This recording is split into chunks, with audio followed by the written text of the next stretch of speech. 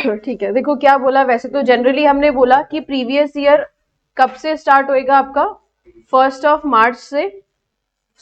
अप्रैल से 31 तक का, 1 अप्रैल से 31 मार्च तक का टाइम पीरियड को हम बोलेंगे प्रीवियस ईयर।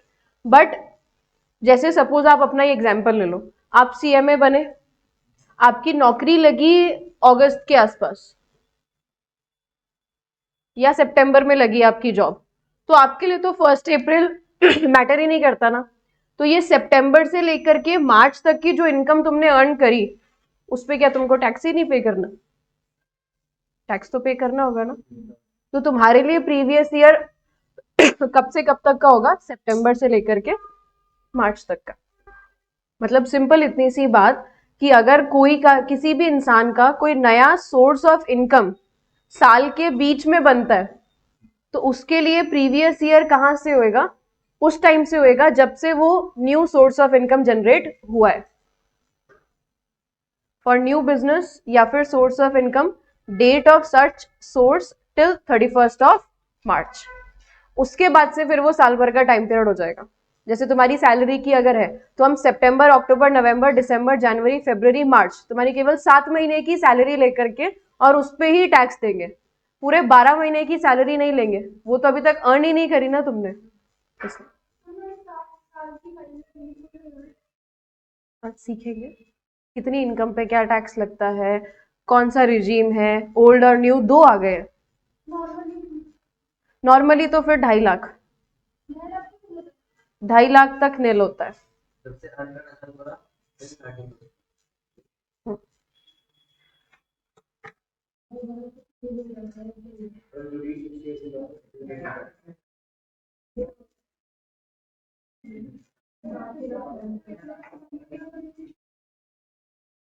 ओके।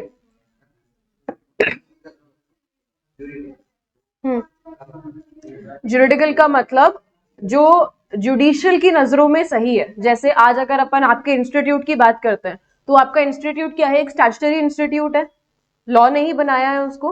वही मतलब होता है ज्यूरिडिकल का। आर्टिफिशियल ज्यूरिडिकल पर्सन, जो लॉ के द्वारा क्रिएट करा गया है। जैसे मैंने ट्रस्ट का एग्जाम्पल लिया था, तो ट्रस्ट भी एक एक्ट में रजिस्टर होती है। ठीक है, देखो अब बहुत ही इंपॉर्टेंट आज का सेशन होगा, अपन टैक्स कंप्यूट करना सीखेंगे।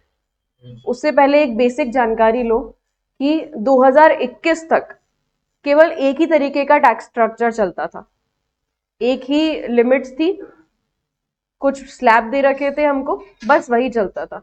उसके बाद में निर्मला सीतारमन जी ने क्या करा? एक नया टैक्स स्ट्रक्चर लेकर के आई वो।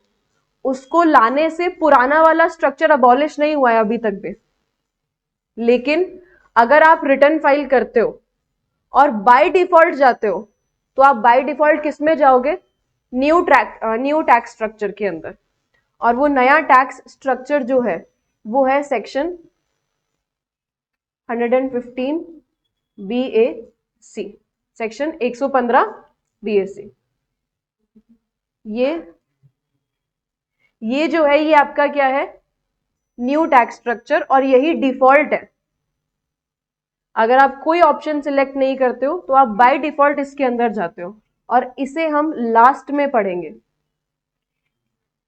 क्यों पढ़ेंगे लास्ट में? क्योंकि इसके अंदर आपके पांचों हेड से रिलेटेड कुछ कुछ एग्जेम्पशंस दी गई है।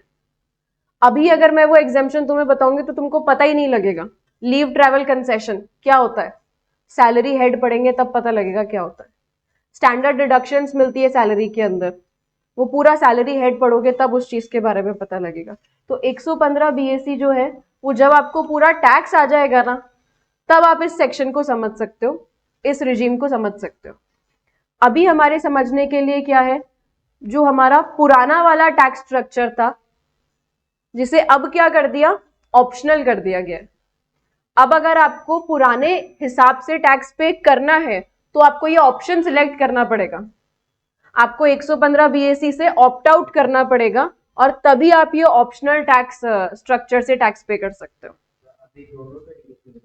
बिल्कुल, अभी दोनों एप्लीकेबल है, और इस वाले को बोलते हैं ओल्ड रिजीम, और 115 BAC को क्या बोलते हैं? New tax regime. नया वाला बाय डिफॉल्ट एप्लीकेबल होता है, पुराने वाले के लिए आपको क्या करना पड़ेगा, ऑप्ट करना पड़ेगा। ठीक है, डिपेंड करता है किसके लिए कौन सा बेनिफिशियल है, क्योंकि अगर मैं आपकी बात करूं, सैलरीड हूं, आपके लिए पुराना वाला ज्यादा सही है, क्योंकि नए वाले के अंदर आपको बहुत सारे बेनिफिट छोड़ने पड़ेंगे। मैं मेरी बात करूं, बिजनेस है, पीजीबीपी हेड के अंदर इनकम जाती है, तो मुझे वो सब नहीं छोड़ना, तो मेरे लिए पुराना वाला नया वाला अच्छा है।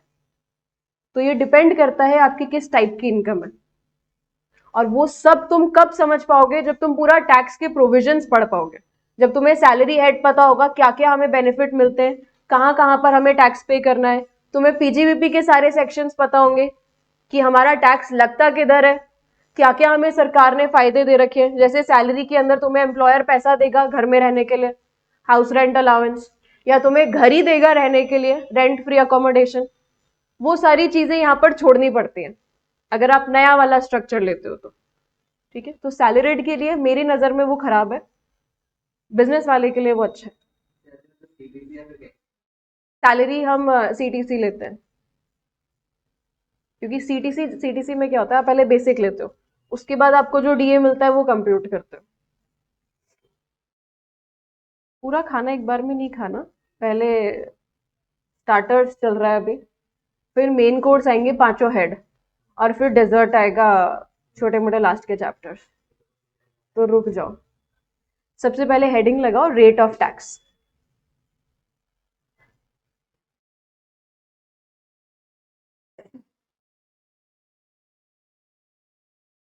टैक्स रेट के बारे में हमने सेक्शन 4 के अंदर क्या पढ़ा था, कि कौन सी टैक्स रेट से आपको टैक्स पे करना होता है, एनुअल फाइनेंस एक्ट के अंदर जो लिखी हुई है। तो दो टाइप की टैक्स रेट्स होती है, एक फाइनेंस एक्ट के अंदर मेंशन है और एक इनकम टैक्स एक्ट के अंदर मेंशन है।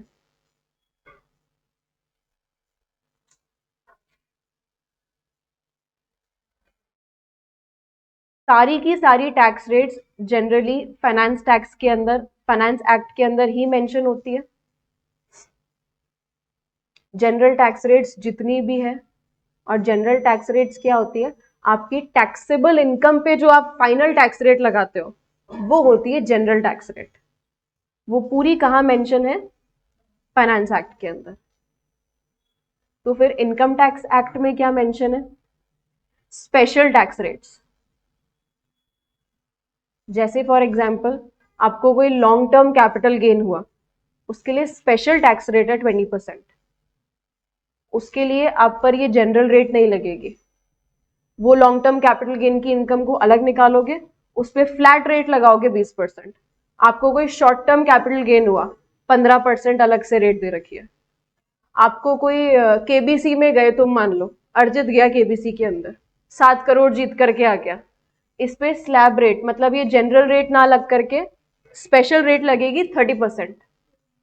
कैजुअल इनकम है क्योंकि ये इसके, तो ये कुछ स्पेशल रेट्स होती हैं। और स्पेशल रेट कहां पर दी गई है, इनकम टैक्स एक्ट के अंदर। कोई सवाल? सिर्फ स्पेशल टैक्स रेट्स हैं, वो इनकम टैक्स एक्ट में दी गई है, और वो है कैपिटल गेन और अदर सोर्सेस के। हाँ बिल्कुल नहीं, गिफ्ट में बहुत सारे प्रोविजन है, गिफ्ट में अदर सोर्स का प्रोविजन लगता है सेक्शन 56 का। Exactly exactly. अभी तक पढ़ा नहीं है, गिफ्ट का प्रोविजन तो बहुत इंपॉर्टेंट है एग्जाम पॉइंट ऑफ व्यू से। तुम्हें शादी में गिफ्ट मिल रहा है, तुम्हें किससे गिफ्ट मिल रहा है, क्या हो रहा है, सब कुछ बहुत मायने रखता है। तो सबसे पहले हम पढ़ेंगे जनरल टैक्स रेट, और ये जो जनरल टैक्स रेट्स हैं ये किस हिसाब से है, हमारी ओल्ड रिजीम के अकॉर्डिंग।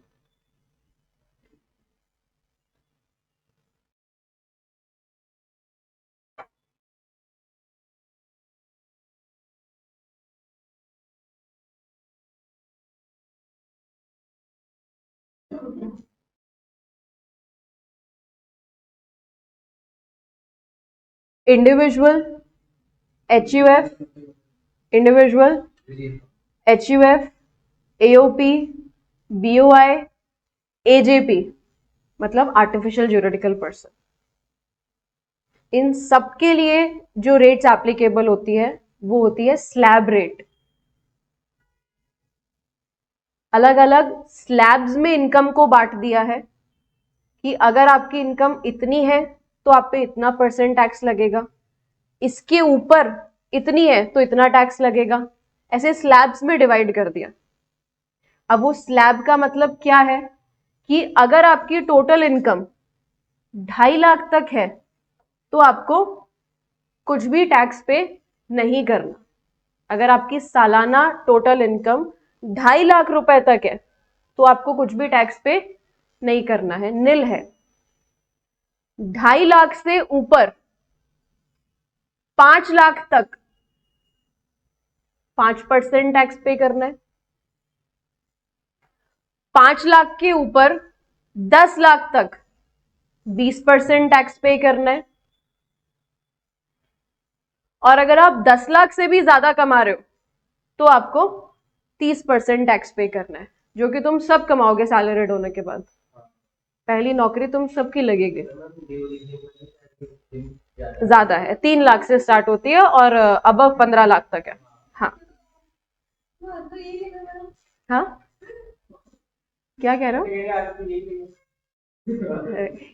आधा कहाँ ले गए बेचारे, 30% ही तो लेके गए। फिर आगे डिडक्शन भी तो दी है बहुत सारी। नहीं नहीं, 1500 रुपए नहीं, काफी। तुम मोटा मोटी देखा जाए तो 3 लाख के आसपास तक की डिडक्शन ले सकते हैं, इधर उधर से जुगाड़ जुगुड़ करके।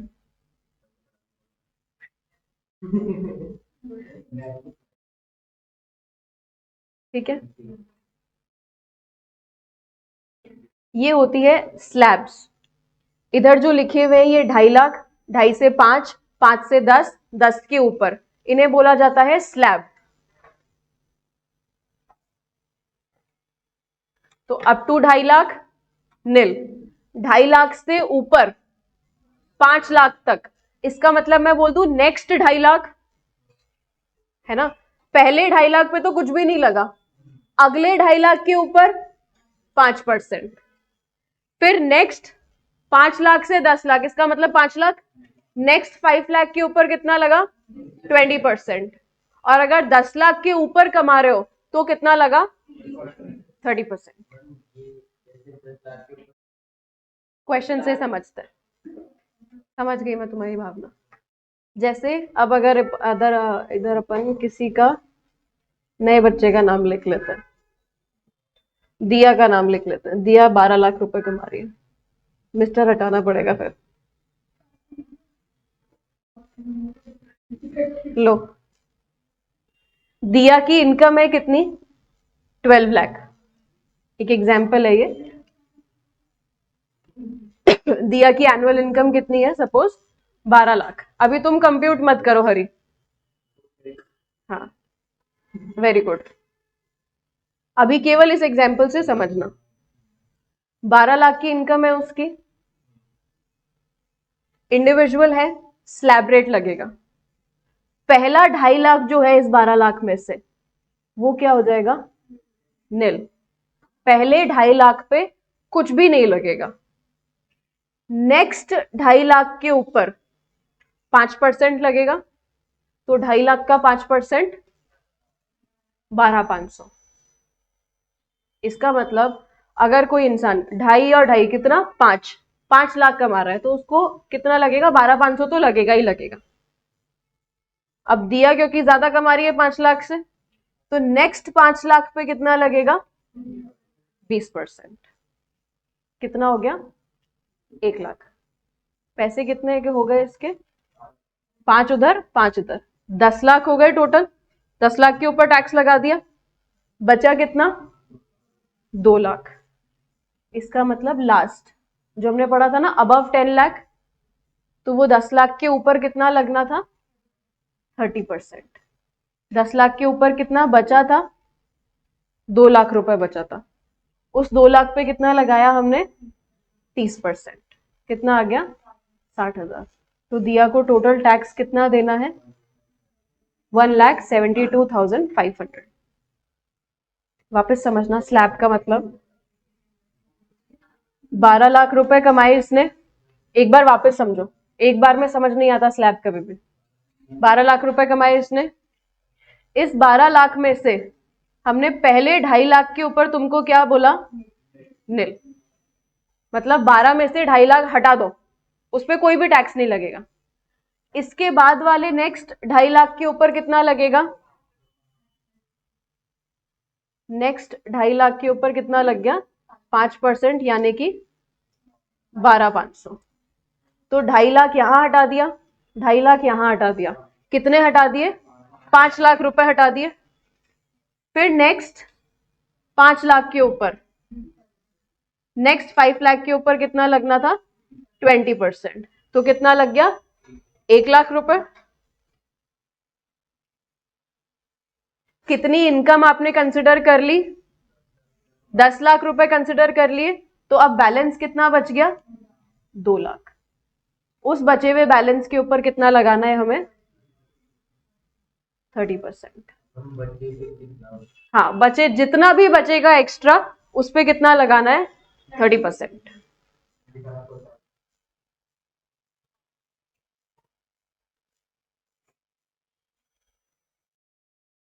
ये होता है स्लैब का मतलब। टुकड़ों में हम टैक्स लगाएंगे, हम एक साथ फ्लैट रेट नहीं लगा देंगे। हम टैक्स कैसे लगाते हैं? टुकड़ों में। जैसे अब पहली बार में तो क्या अज्यूम करा कि 12 लाख पे सीधा सीधा 30% लगा दो, ये तो होती है फ्लैट रेट। ये इंडिविजुअल HUF, AOP, BOI के ऊपर नहीं लगती, ये कंपनीज और फर्म्स के ऊपर लगती है फ्लैट रेट। आपने जो पहली बार में अज्यूम करा था कि 12 लाख पे 30% लगा दो, इसे बोला क्या जाता है? फ्लैट रेट बोला जाता है। और ये जो हमने स्ट्रक्चर पढ़ा, इसे बोला जाता है स्लैब, स्लैब रेट। हमने अलग अलग स्लैब्स में डिवाइड कर दिया। 2.5 लाख का स्लैब, फिर नेक्स्ट 2.5 लाख का, फिर नेक्स्ट 5 लाख का, और फिर 10 लाख के ऊपर। समझ आया? ठीक है, फिर एक और कंप्यूटेशन करो आप। सेकेंड एग्जाम्पल लिखो और उसका टैक्स बताना मुझे।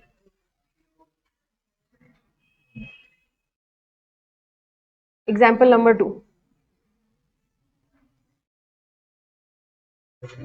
ए की इनकम है 5 लाख, बी ऑप्शन, इसकी इनकम है 15 लाख, सी ऑप्शन, इसकी इनकम है 4 लाख। इन तीनों में आप मुझे टैक्स का अमाउंट बताओ।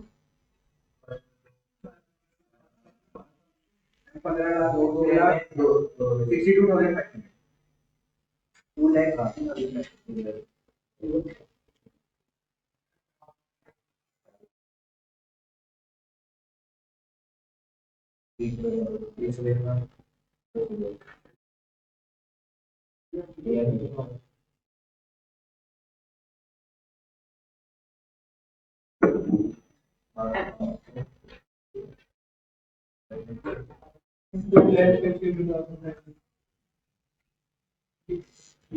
अच्छा, ठीक है। कितना है? पहले वाले का 12,500। सबका आ रहा है पहले वाले का 12,500।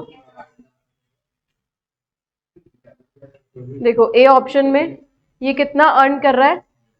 5 लाख अर्न कर रहा है। तो हमने फर्स्ट 2.5 लाख तो क्या करना है? इसका निल करना है। ठीक है, 5 लाख में से 2.5 लाख हट गए, बचे कितने? 2.5 लाख रुपए बचे। उस 2.5 लाख के ऊपर कितना लगेगा? 5%, यानी कि 12,500। तो इसका अमाउंट कितना हो गया? इसको 12,500 का पेमेंट कर। बी वाले ऑप्शन की बात करते हैं। 15 लाख रुपए कमा रहा है, तो इसमें से इसके 15 लाख में से हमने क्या करना है? पहले तो 2.5 लाख, उस पे क्या होएगा? नील हो जाएगा।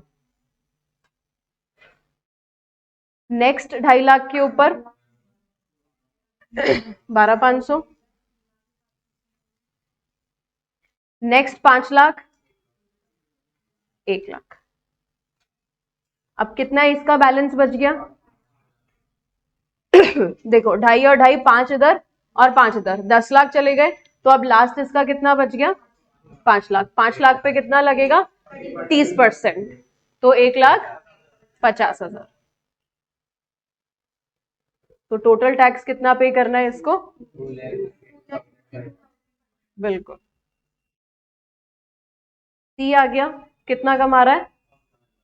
4 लाख रुपए कमा रहा है। तो पहला 2.5 लाख हटा दिया, नील हो गया। अब 2.5 लाख हटा दिया तो इसका कितना बच गया? 1.5 लाख। उस पे कितना लगा देंगे हम? 5%। कितना आ गया? बिल्कुल 7,500। समझ आया? ये होती है स्लैब रेट। हम टुकड़ों में जब टैक्स लगाते हैं तो उसे बोला जाता है स्लैब रेट। और individual, HUF, AOP, BOI and artificial juridical person, इन सब पे क्या लगती है? स्लैब रेट लगती है। ठीक है। कंपनी और फर्म के ऊपर फ्लैट रेट्स लगती है, मतलब सीधा सीधा जितना कमा रहे हैं उस पे सीधा केवल एक रेट लगेगी, ऐसे टुकड़ों में नहीं बांटेंगे उनके इनकम को। ठीक है, समझ आया सबको? ये लो।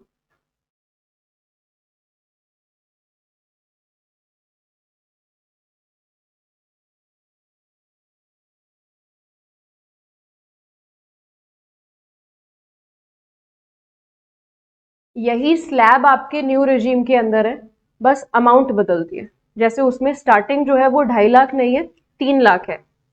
और हाईएस्ट जो है वो 10 लाख ना होकर के 15 लाख है। वो ज्यादा बेटर क्यों नहीं है? क्योंकि उसमें बहुत सारे एक्सेप्शंस दे दिए इन्होंने कि अगर आप ये ऑप्ट करते हो ना तो आपको ये सारी चीजें छोड़नी पड़ेगी। बहुत सारे बेनिफिट्स हमें छोड़ने पड़ते हैं उसके लिए।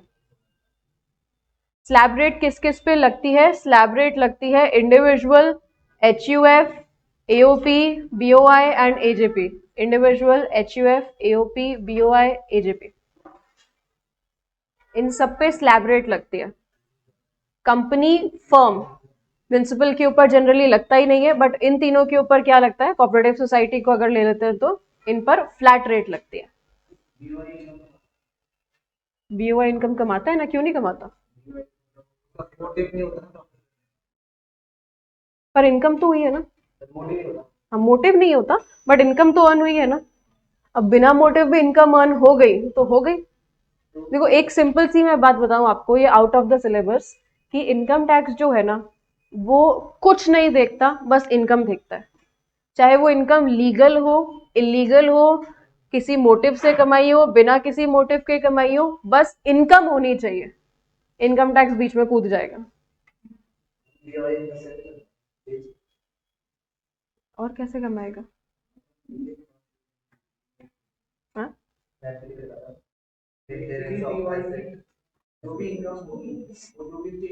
देखो BOI के केस में क्या होता है, AOP और BOI के केस में हम प्रीवियस और असेसमेंट ईयर को ना कंसिडर करके जिस टाइम उन AOP BOI ने इनकम अर्न करी ना उसी समय उनको AO पकड़ लेता है और बोलता है अभी के अभी इस इनकम पे टैक्स दे दो, क्योंकि तुम तो शॉर्ट टाइम पीरियड के लिए बने हुए हो।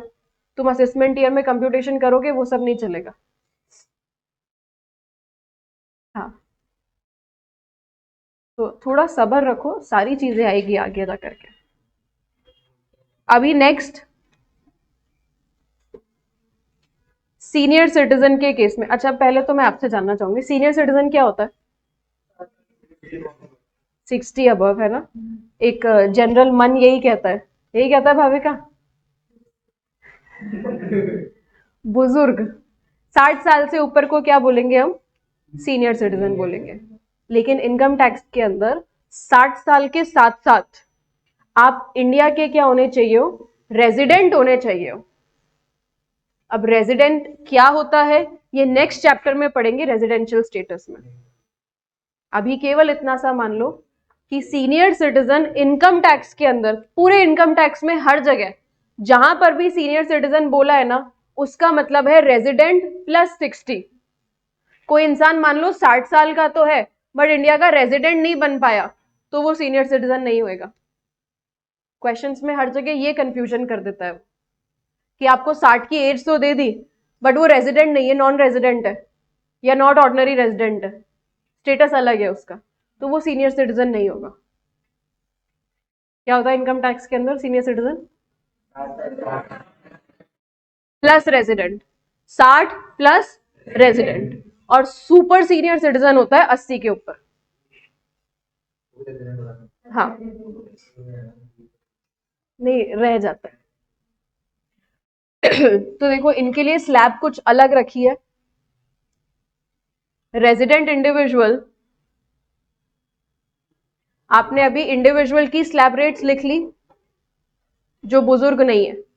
अब आए बुजुर्ग लोग जो 60 की एज के हैं प्लस रेजिडेंट है, तो रेजिडेंट इंडिविजुअल ऑफ एज 60 और मोर बट लेस देन 80, 60 या उससे ज्यादा के हैं लेकिन 80 से कम है।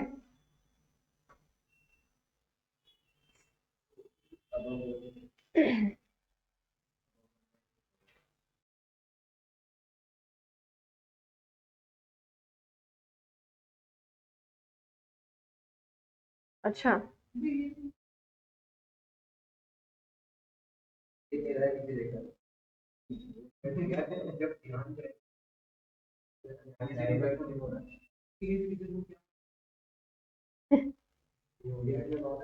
ऐसे इंसान को हम सीनियर सिटीजन बोलते हैं जो 60 एंड अबव है प्लस इंडिया के रेजिडेंट हैं। रेजिडेंट वाली बात को मत भूलना, क्योंकि जनरली दिमाग में सीनियर सिटीजन पढ़ते ही क्या आ जाता है, 60 एंड अबव। क्वेश्चन में पढ़ोगे 60 साल से ऊपर है, सीनियर सिटीजन हो गए। सबसे पहले वही लिखा है।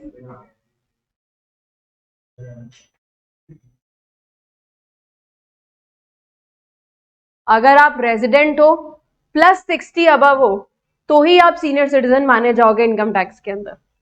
60 साल के हो, रेजिडेंट नहीं हो, सीनियर सिटीजन नहीं माने जाओगे। 4-5 बार इस बात को इसलिए रिपीट कर रही हूं क्योंकि इतनी सी बात की वजह से आप पूरा क्वेश्चन गलत कर देते हो। हाँ, कैसी बात करते हो? केएफसी का ओनर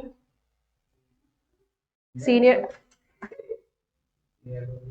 सीनियर सिटीजन बनने के बाद ही तो केएफसी स्टार्ट करा था, at the age of 63 I guess.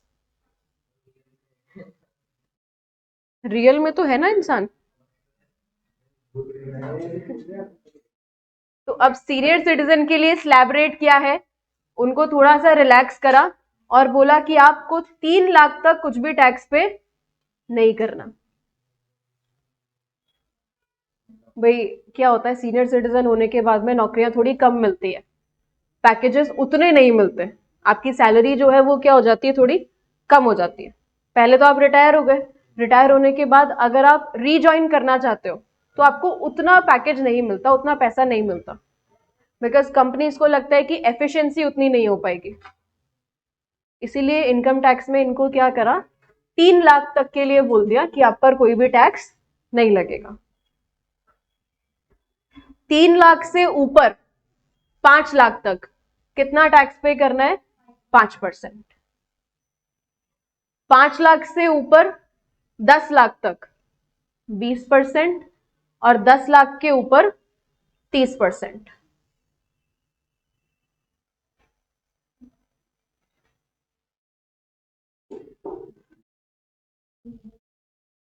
5, 20, 30 same है।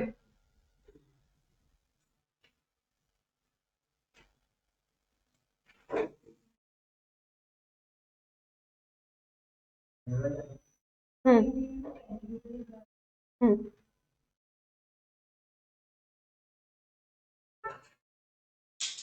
पेंशन के ऊपर भी प्रोविजंस काफी सारे हैं, आप गवर्नमेंट एम्प्लॉय हो कि आप प्राइवेट एम्प्लॉय हो, गवर्नमेंट एम्प्लॉय के केस में जनरली एग्जेम्प्ट कर देता है।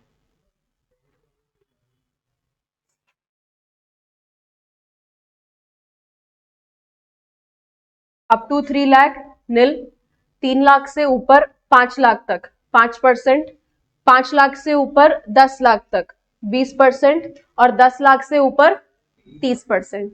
ये किसके लिए हुआ? सीनियर सिटीजन के लिए हुआ। सीनियर सिटीजन होता है 60 प्लस रेजिडेंट। हाँ,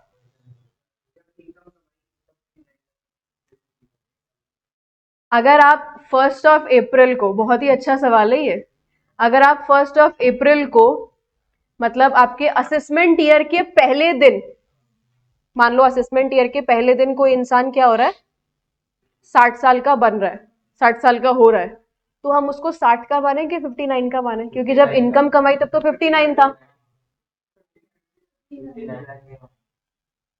60। थोड़ा मन पिघल गया इनकम टैक्स डिपार्टमेंट का और उसने बोला कि अगर आप first day of assessment year को 1 साल ज्यादा बढ़ रहे हो और अगले आप कैटेगरी में जा रहे हो, तो आप क्या हो जाओ, चले जाओ। हाँ, फर्स्ट डे, अरे ये क्या बात हुई, first day of assessment year. अगर आप असेसमेंट ईयर के पहले दिन, असेसमेंट ईयर का पहला दिन मतलब 1 अप्रैल, उस दिन किसी का भी बर्थडे आता है और वो उस दिन 60 या 80, 60 होती है सीनियर सिटीजन, 80 होती है सुपर सीनियर सिटीजन, तो अगर वो पहली तारीख को 60 या 80 साल का हो रहा है, तो हम मान लेंगे कि वो नए स्लैब से क्या दे देगा, टैक्स पे कर देगा। तो पहली तारीख को नहीं हो रहा ना, बाद में हो रहा है, तो 59 की चलो। हाँ, फरवरी से क्या कनेक्शन है? बात ये केवल 1 अप्रैल के लिए आती है।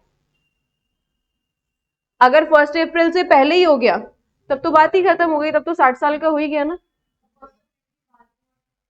हाँ, ये कंफ्यूजन केवल 1 अप्रैल के लिए आता है। अगर 1 अप्रैल से पहले हो गया तब तो 60 साल का हो गया, तब तो कहीं बात ही नहीं आती। लेकिन असेसमेंट तो खत्म होने के बाद करेगा ना, असेसमेंट ईयर में जाकर के असेसमेंट होता है। जैसे फॉर एग्जांपल देखो, एज के कंफ्यूजन में मान लो ये पूरा साल है आपका, ये प्रीवियस ईयर है, 1 अप्रैल से लेकर के ये है आपका 31 मार्च तक का, तो हर इंसान इस टाइम पीरियड के अंदर 1 साल बड़ा होएगा, जनरल सी बात है। पूरे साल उसने इनकम अर्न करी, अब इस इनकम पे टैक्स कब देना है उसको?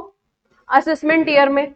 यहां पर जो 1 अप्रैल आता है, सबसे बड़ा कंफ्यूजन इधर आएगा कि अगर वो इस 1 अप्रैल को 60 साल का हो गया, तो उसे 2.5 लाख वाला फॉलो करना है कि 3 लाख वाला फॉलो करना है? तो अगर तुम पहली तारीख को हुए हो तो तुम 3 लाख वाला फॉलो कर दो। इससे पहले हुए हो, मान लो 31 मार्च को वो क्या हुआ है, 60 साल का हुआ है, तो कोई दिक्कत ही नहीं है, प्रीवियस ईयर में 60 साल के हो गए तुम। प्रीवियस ईयर खत्म होने के बाद ही तो असेसमेंट चालू करोगे। देखो मार्च हो जाता है, तब आपके बुक्स ऑफ अकाउंट्स बनते हैं, आपकी बैलेंस शीट बनती है, सब कुछ क्लोज होता है, उसके बाद असेसमेंट चालू होता है। उसके बाद आप कैलकुलेट करते हो कितनी हमारी पूरे साल भर की इनकम थी, क्या क्या हम डिडक्शंस ले सकते हैं, क्या हम बेनिफिट्स क्लेम कर सकते हैं, वो पूरा टाइम पीरियड दिया जाता है और इसीलिए जुलाई में जाकर के रिटर्न फाइल होती है। ठीक है, समझ आया? एज का, एज का केवल कंफ्यूजन था 1 अप्रैल के लिए, और वो लॉ ने क्लियर करा कि आप पहली तारीख को अगर आपका जन्मदिन आ रहा है तो आप बेनिफिट ले लो, आप 3 लाख वाली लिमिट में चले जाओ या आप सुपर सीनियर सिटीजन वाली में चले जाओ। हाँ, मजे हो गए। आज के लिए इतना ही, कल अपन थोड़ा बड़े बुजुर्गों का पढ़ेंगे, 80 साल वाले। Okay, thank you.